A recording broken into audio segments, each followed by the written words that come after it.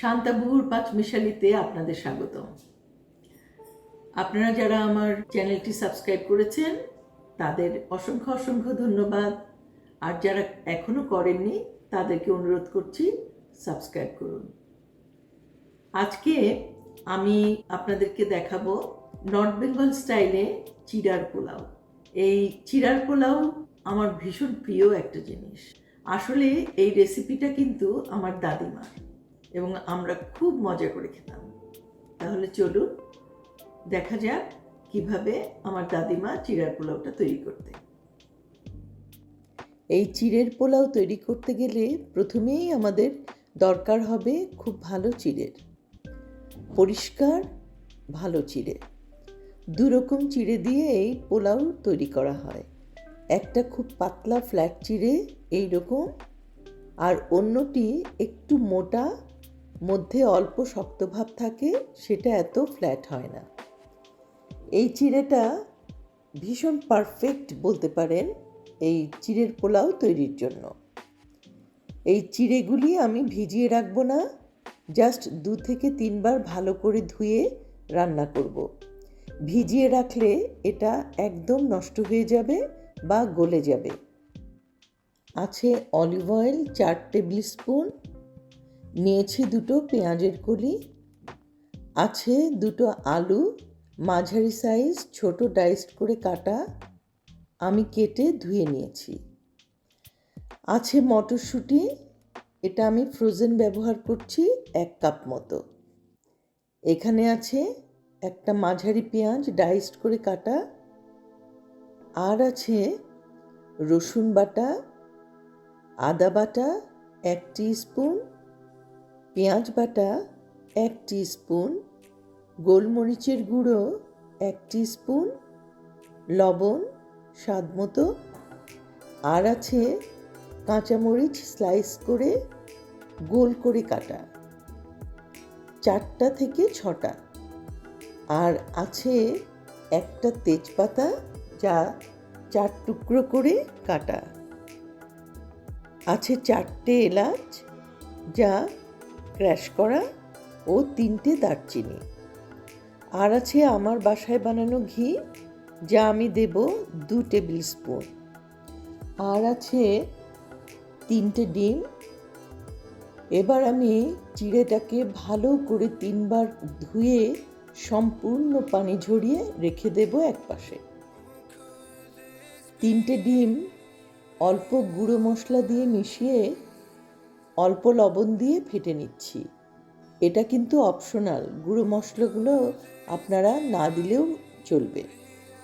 এটা টেস্ট এবং গন্ধের জন্য আমি দিয়েছি। চুলোতে প্যান বসিয়ে প্রথমে মাঝারি আঁচে প্যানটা গরম করে তেলটা দিয়ে দেব, সাথে দেব 1 টেবিল চামচ ঘি। গরম হলে প্রথমে দেব দারচিনি, তারপরে তেজপাতা ও এলাচ দিয়ে 2 মিনিট ভেজে নেব।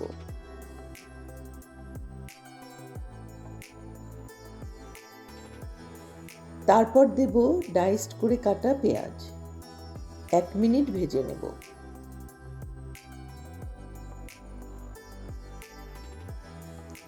এরপর দেব ডাইসড করে কাটা আলু, একসাথে পেঁয়াজ ও আলুকে এভাবে ভেজে নেব, তবে মাঝারি থেকে একটু উঁচু জালে 3 থেকে 5 মিনিট মতো ভেজে নেব, যেন পুড়ে না যায়, হালকা লাল হবে।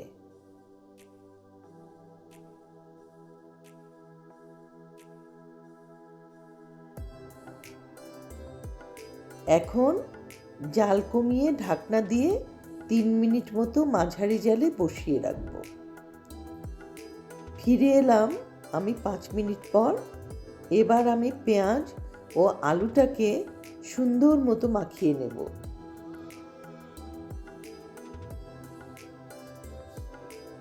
সুন্দর একটা গন্ধ বেরোবে।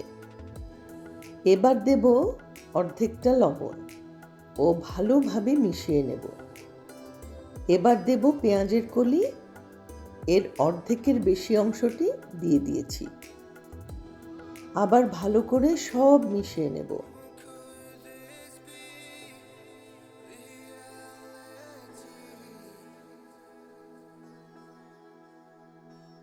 এবার দেব কাঁচামরিচ, আবারও মিশিয়ে নেব খুব ভালোভাবে 1 মিনিট মতো। এবার দেব মটরশুঁটি, এখন খুব ভালোভাবে মিশিয়ে 3 মিনিট অল্প জালে মুখ ঢেকে রান্না করব।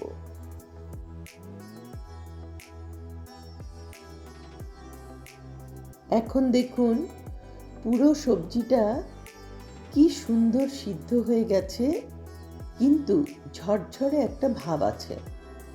আমি কিন্তু কোনো পানি ব্যবহার করিনি। সবজিটা একদম সুন্দর হয়ে গেছে। এখন আমি পুরো সবজিটাকে একটা বাটিতে তুলে রেখে দেব একপাশে।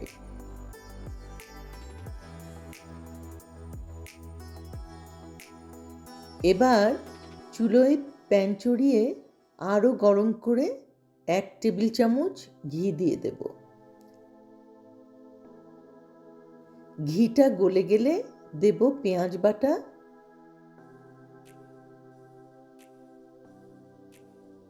তারপর দেব রসুন বাটা ও তারপর দেব আদা বাটা।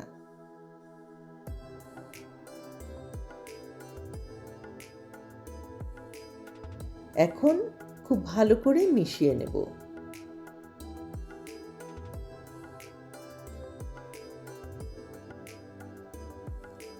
এবার দেব আমি সেই ডিমের গোলাটা, মাঝারি আঁচে ঘেঁটে নেব, ছোট ছোট দানা করে কেটে কেটে ভাজবো।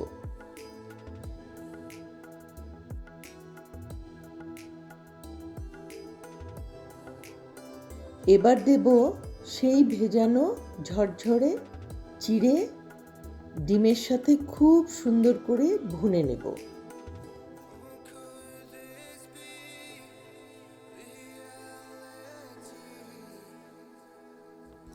বাকি লবণটা এর মাঝে এখন দিয়ে দেব।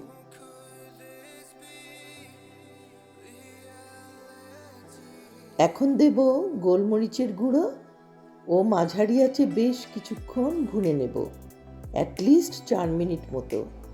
চিড়েটা একদম ঝরঝরে থাকবে। দেখুন কি সুন্দর ঝরঝরে হয়েছে। এই অবস্থায় আমি আগের ভাজা সবজিগুলিকে দিয়ে খুব ভালোভাবে আলতো হাতে মিশিয়ে নেব। ভালোভাবে লক্ষ্য করুন কি সুন্দর দেখতে হয়েছে। এখন আমি অল্প আঁচে 1.5 মিনিট মতো ঢাকনা দিয়ে রেখে দেব। চলে এসেছি আমি 1.5 মিনিট পর। এবার দেখুন খুব সুন্দরভাবে সব মেখে গেছে, কিন্তু একটুও দলা পাকেনি। রংটাও দারুণ হয়েছে দেখতে। নামাবার আগে দেব আমি 1 চামচ চিনি এবং ভালোভাবে আবারও নেড়ে নেব।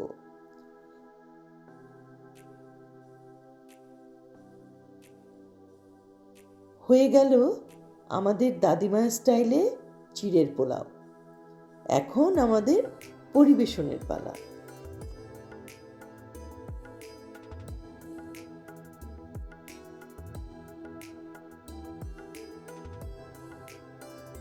এই তো হয়ে গেল আমাদের দাদিমা স্টাইলের চিড়ের পোলাও।